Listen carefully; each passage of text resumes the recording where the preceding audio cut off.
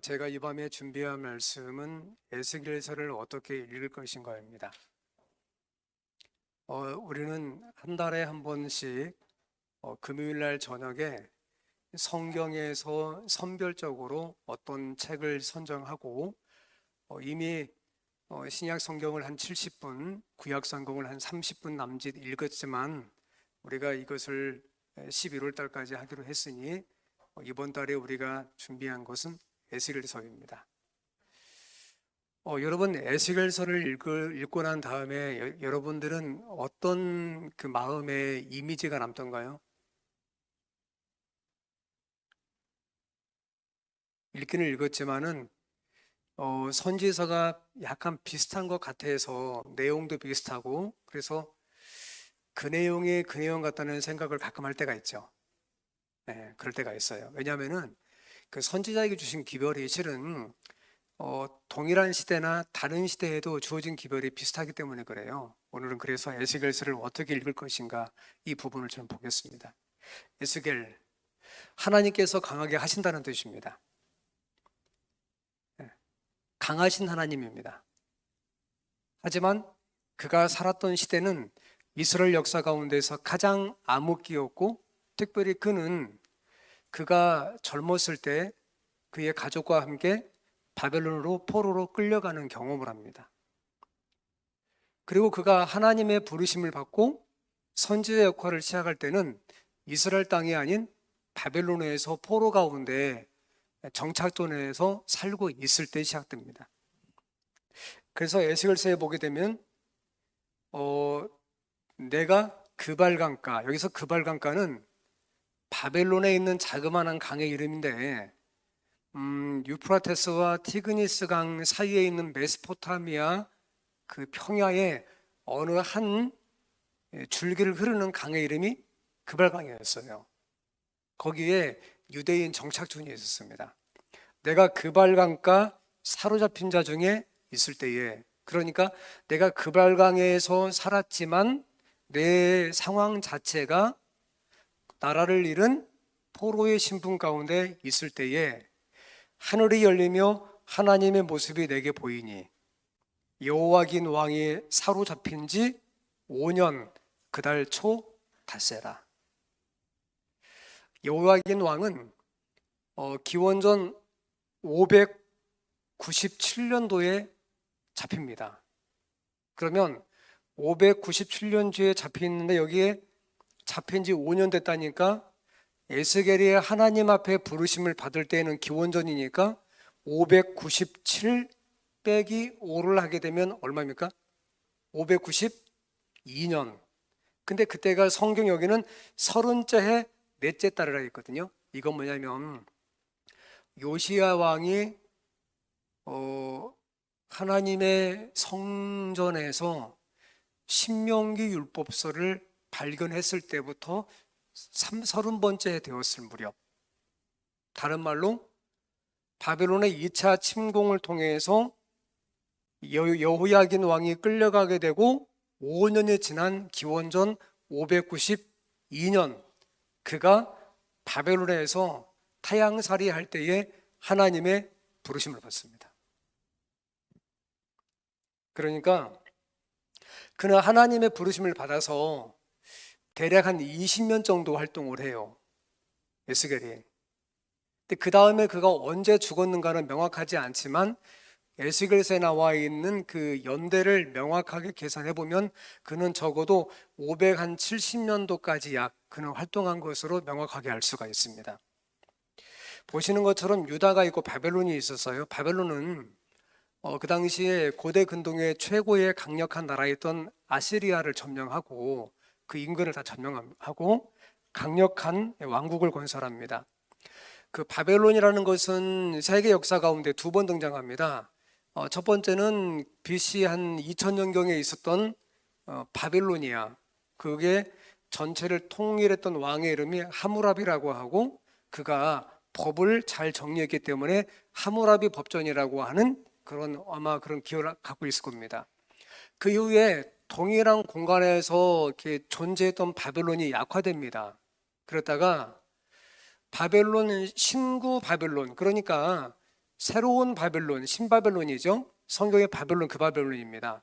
이때에 아주 유명한 왕이 하나 나타나게 되는데 그 왕의 이름이 네부카르네자르, 이것을 다니엘서에서는 느부갓네살이라고 말합니다. 그러니까 바벨론에 두 위대한 왕이 있었는데 첫 번째가 하무라비, 두 번째가 느부갓네살. 그때에 세 번을 침공하는데 첫 번째가 기원전 605년 첫 번째예요. 그때 다니엘과 세 친구와 몇 사람들이 끌려갑니다. 두 번째가 597년입니다. 그리고 우리가 바로 읽었던 것처럼 5년 후에 그가 하나님으로부터 부르심을 받습니다. 에스겔서의 시작은 이 상황 가운데서 3절에 보게 되면 갈대아 땅 그발 강가에서 여호와의 말씀이 부시의 아들 제사장 에스겔. 그럼 에스겔의 본래 직분은 뭐였어요? 제사장. 끌려가기 전에 그는 무슨 일을 했었어요? 제사장을. 끌려가고 난 다음에 이방 땅에서 제사장으로서 그 제사를 지낼 수 있어요, 없어요? 왜 안 되죠? 뭐가 없으니까? 성소가 없으니까. 그러니까 하나님께서 그를 부르셔서 선지자 역할을 하게 하십니다. 나 에스겔에게 특별히 임하고, 그러면서 에스겔서 1장에 저 북쪽에서부터 폭풍과 큰 구름이 점점 가까이 오면서 우리가 알고 있는 에스겔서 1장의 이상이 시작돼요. 그 다음에 에스겔서 마지막은 그 사방의 합계는 18,000척이라 그날 흐르는 그 성읍의 이름을 뭐라고? 여호와 삼마, 여호와께서 거기 계신다. 그러니까 처음에는 사로잡혔고 제일 마지막에는 하나님께서 그곳에 계신다라는 그런 말씀으로 끝납니다. 에스겔서는 참 아주 그 특별한 특징이 있습니다. 처음부터 마지막까지 전부 모든 게 1인称 관점이에요.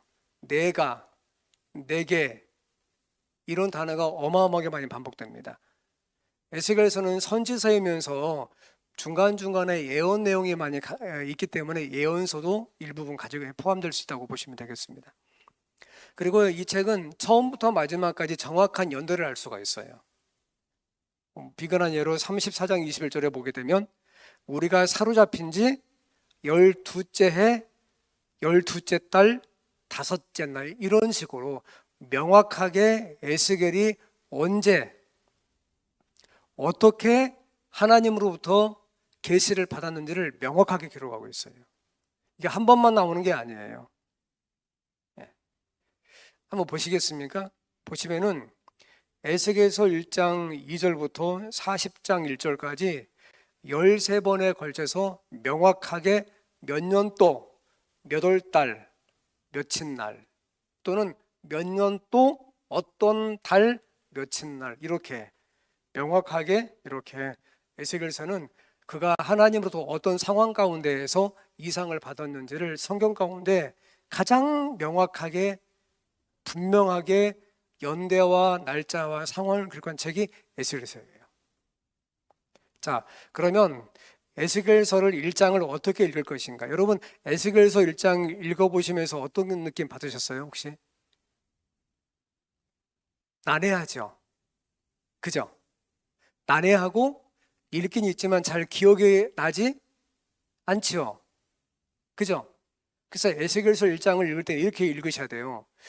저는 지금 신학적인 부분을 말씀드린 게 아니고 에스겔서를 어떻게 읽을 것인가를 말씀드리고 있는데요.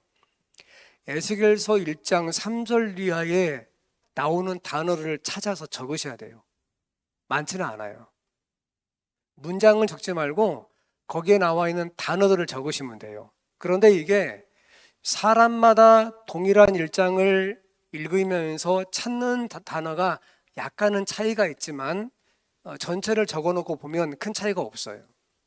두 번째는 그 해당 찾은 단어들을 나열하고 난 다음에 여러분이 가지고 있는 상상력을 동원해서 그 단어들을 가지고 그림을 그리시면 돼요. 하늘 나왔다, 그럼 하늘을 그리시면 되고, 구름 나왔다, 그럼 구름을 그리시면 되고, 보좌가 나왔으면 보좌를 그리시면 되고, 바퀴가 나왔다, 그러면 그 당시 바퀴가 어떻게 생겼는지 모르겠지만 지금의 현재 뭐 자동차 바퀴를 그리든지 아니면 뭐 다른 수레바퀴를 그리든지 이렇게 그리시면 돼요. 그리고 마지막으로 색을 칠하시면 돼요. 불 나왔다 그러면 좀 밝은 색을 칠하시면 되고요. 바퀴 나왔다 그러면 현재 우리 생각에 타이어하고 비슷하다 생각하면 검정색으로 칠하시면 되겠죠. 이런 식으로. 에스겔서 1장은 이해하는 책이 아니에요. 이것은 그림을 그려야만 나올 수가 있어요. 그래서 단어를 찾아서 나열하고 그림을 그리고 색칠하시면 1장이 보이기 시작해요. 엑스레이처럼. 어떻게 보이냐면 저는 1장을 이렇게 집에서 그림을 그렸습니다. 폭풍, 구름, 불. 읽으면서 이제 적은 거예요. 네 생물인데 얼굴이 사람, 사자, 소, 독수리. 생물의 모양은 숯불, 횃불, 광채. 여기서 숯불은 숯불 관리와 아무런 관련이 없어요. 그리고 바퀴가 몇 개? 4개. 근데 이 바퀴에 보게 되면 안에도 또 다른 바퀴가 있다고 했어요. 그 다음에 있다 보면 보좌, 사람의 모양 같은 이, 그리고 무지개. 무지개 모양 같은 것 이렇게 나옵니다. 그리고 또다시 불, 번개 이렇게 나와요. 그리고 요 읽었던 이 1장에 제가 지금 찾아서 적어놨는데 요 앞에는 그발강이라는 단어가 또 나오겠죠. 이것을 가지고 제가 오늘 말씀을 정리하다가 그림을 그려봤습니다. 이렇게 그려봤어요. 저는 자, 이것은 저작권이 있기 때문에 저만 사용할 수 있다는 걸 명심하시기 바랍니다. 네, 그렇습니다. 저는 이렇게 그렸습니다. 자, 위에 제일 위에 무지개가 있나요? 그죠? 그 포물선 그린 건 무지개입니다. 그리고 보좌가 있고 사람 같은 인자 같은 이가 있고 밑에 넓은 그런 그 바둑판 같은 판이 있죠. 이것은 창공 궁창을 그려야 되는데 수정같이 맑은 궁창인데 제가 갖고 있는 상상력을 그릴 수가 없어서 그냥 바둑판처럼 그려놨고요. 그 밑에 보게 되면 그 스랍들인데 실은 짐승인데요. 짐승인데요. 스랍이 아니고 얼굴이 4개예요. 앞모습은 사람이고 좌우측 모습은 뭐고요? 사자처럼 그리고 독수리 소처럼 생겼어요. 그죠? 그 사면에 얼굴이 하나씩 있는 거예요. 아시겠죠? 그 다음에 몸이 있고 날개가 있는데 하나는 날개를 펴가지고 이렇게 보좌하고요. 나머지 2개 날개는 자기 몸을 가렸어요. 저 그림이 이해가 안 되시겠지만 저는 최선을 다한 거예요. 그리고 저 그림에 보게 되면 하나, 둘, 셋, 4명입니다. 생물이. 그죠? 그 밑에 보면 바퀴가 있어요.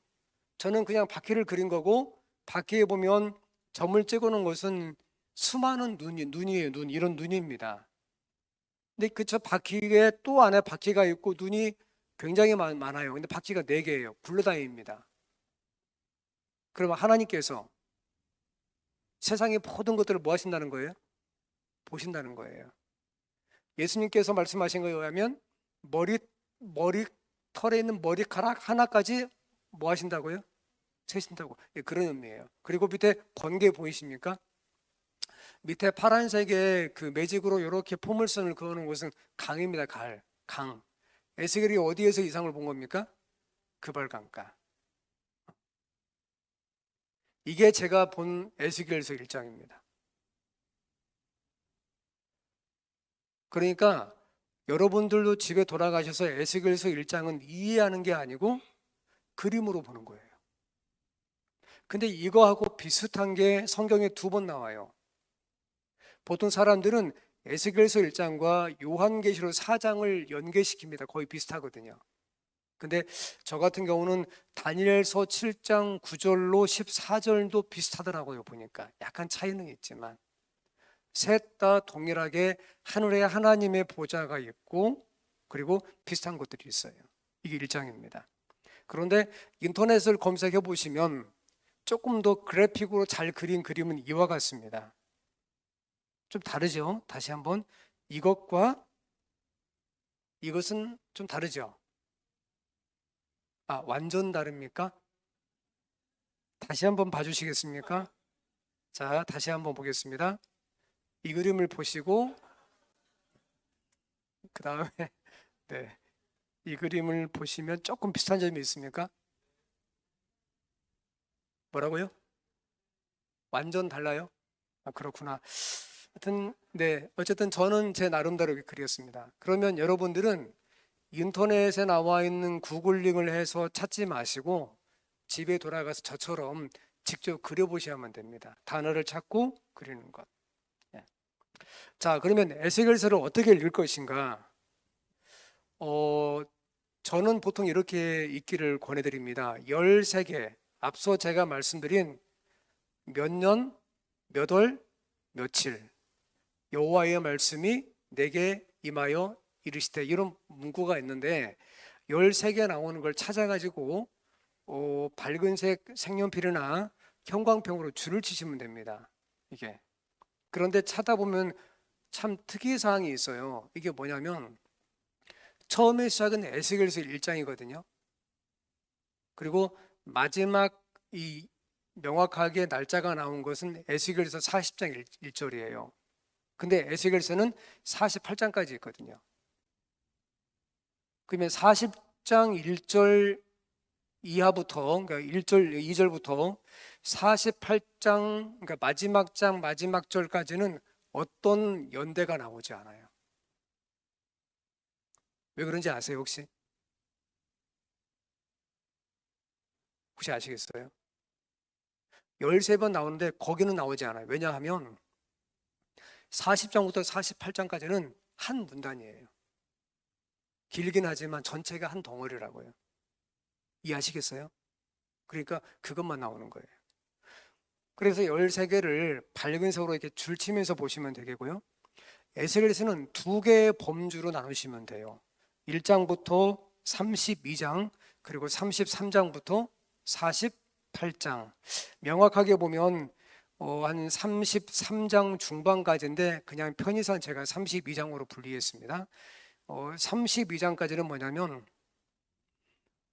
바벨론의 2차 포로, 그러니까 기원전 597년부터 3차 포로인 586년 예루살렘이 멸망할 때까지 바벨론에 있는 그 포로들에 대한 그 기별과 이스라엘 주변 나라들에 대한 하나님의 심판의 기별이 여기 나와요. 그런데 그 33장 중반 이후부터, 다시 말하면 1차, 2차, 3차 바벨론의 침공으로 의하여서 남유다가 완전히 멸망하고 난 다음부터는 기별이 완전 바뀌어요. 어떻게 바뀌냐면 나라가 다 이제 사라지고 없잖아요. 근데 에스겔과 동시대의 선지자가 그발 강가에는 에스겔이 있었고 저 궁중에는 누가 있었고 다니엘이 있었고, 그 다음에 에스겔과 조금 겹치기는 하지만 그 선지 사역 연도가 겹치기는 하지만 눈물의 선지자한테 누가 있었고 예레미야가 있었고, 더군다나 에스겔의 직분은 제사장이었고, 그러니까 에스겔이 다니엘도 예레미야에 약속하신 70년 후에 돌아오겠다고 약속하신 걸 다니엘도 9장에서 기억하고, 동일하게 민중 가운데 있었던 누구도 기억해요? 에스겔도 기억해요. 동일하게. 왜? 동일한 예레미야 선지자의 말을 들었기 때문에. 그래서 33장부터는 48장까지는 하나님께서 이 백성을 버리신 것처럼 보이지만 은혜를 주셔서 때가 되면 하나님께서 이 백성을 다시 돌아오게 하시겠다고 하는 회복과 소망의 기별이 33장 중반부터 마지막 48장까지 반복해서 나와요. 그런데 여기도 가만히 보면 두 개로 나누어지는데 33장 중반부터 39장까지는 이스라엘에 대한 하나님의 자비에 대한 말씀들이 반복해서 나와요.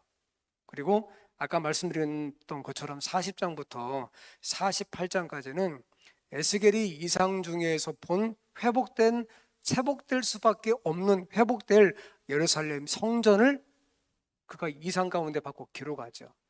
그래서 우리가 이것을 그냥 에스겔 성전 또는 에스겔의 제3성전 이렇게 부르기도 해요. 그 다음에 이렇게 구분하고 난 다음에 에스겔서는 다른 책과 조금 다르게 이사야도 부분 좀 나오지만 처음부터 하나님의 영광이 나오거든요. 그래서 영광을 찾아서 에스겔서를 읽으면 굉장히 쉬워요. 1장부터 3장은 하나님의 영광이 나와요. 그리고 8장부터 11장은 영광이 떠납니다. 그리고 43장쯤 되면 영광이 뭐합니까? 돌아옵니다. 이걸 조금만 자세히 봐볼게요. 저는 에스겔서를 과거부터 이런 과정을 통해서 맥을 잡았어요. 저는 우리 맥 잡기 하는 팀들은 제가 이거 다시 한번 자세히 해드릴 거예요. 어떻게 맥을 잡냐면 하나님의 영광을 찾고 영광의 이동 경로를 따라가면 에스겔서가 시작되면서 마지막까지 끝나요. 1장부터 3장에 하나님의 영광 나온다고 제가 말씀드렸죠. 그죠? 그런데 자 보세요.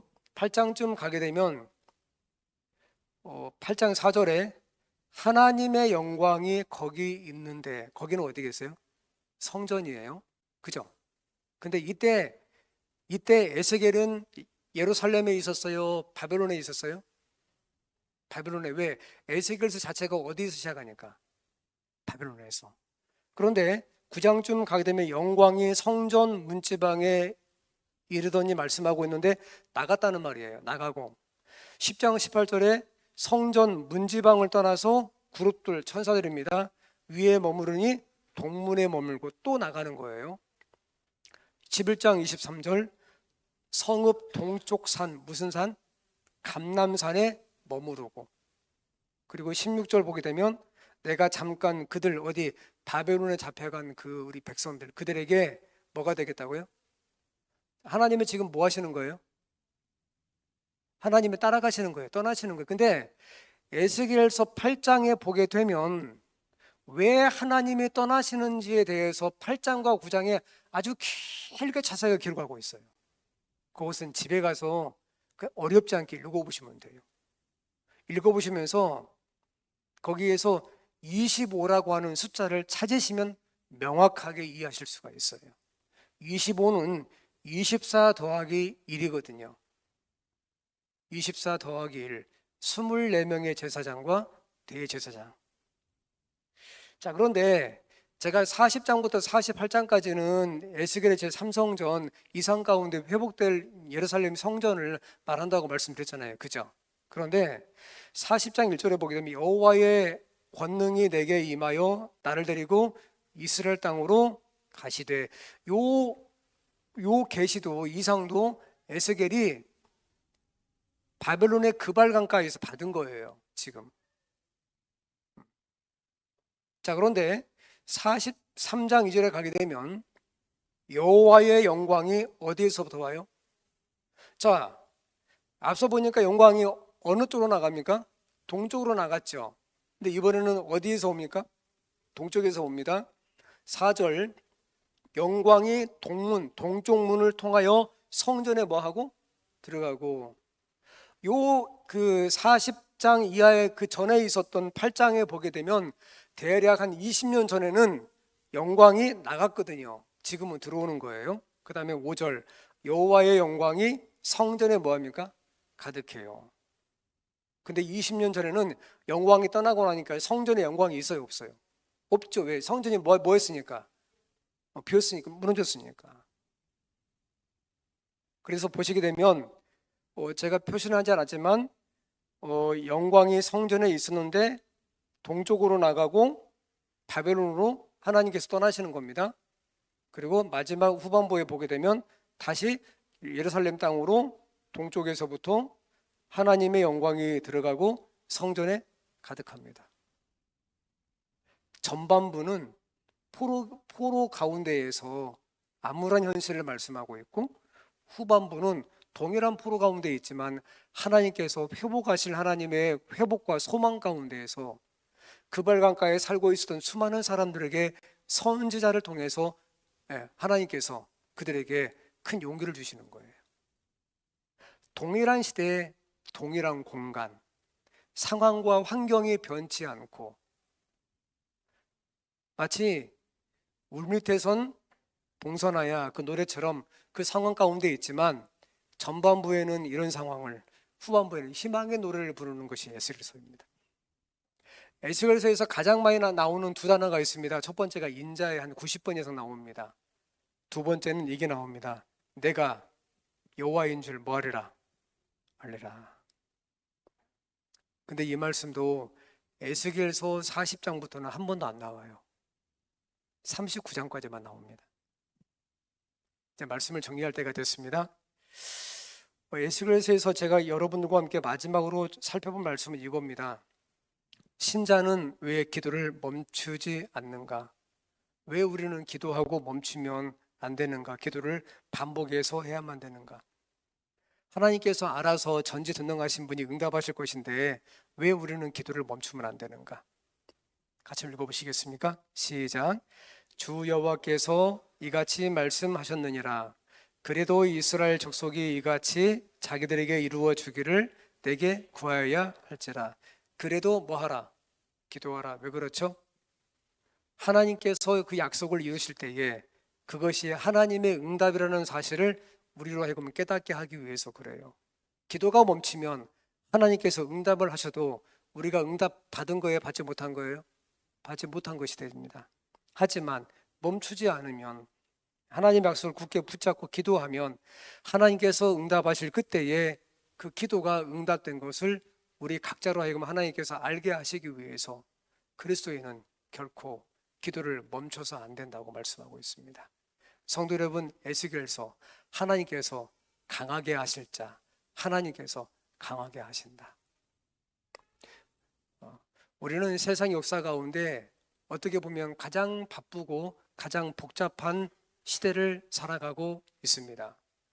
세계적으로 국가 간의 수많은 문제가 하루가 다르게 계속 양산되고 있고, 그리고 국가적으로도 결코 평안한 날이 없을 만큼 신속하게 수많은 일들이 계속 벌어지고 있고, 예언적으로도 마지막 때에 성경에 말씀하신 징조가 계속 종합적으로 나오면서 주의 때가 임함을 우리가 인지하고 있고 그때를 기다리면서 살아갑니다. 과거에 하나님의 은혜가 있었던 성경의 수많은 기록을 보면서 감동을 받고, 근데 우리가 살아가는 이 시대에 우리는 그것이 없는 것처럼 느껴질 때가 있습니다. 하지만 그렇지 않습니다. 동일한 공간과 시간을 살아갔던 동시대 사람들에게 하나님께서 회복과 소망의 기회를 계속 주셨습니다. 그리고 우리는 에스겔서를 읽으면서 동일한 소망을 갖고 살아갈 수가 있습니다. 에스겔서 제일 마지막 장 마지막 절에 그래서 성경에 명확하게 말씀하시고 있습니다. 여호와께서 거기 뭐 하신다?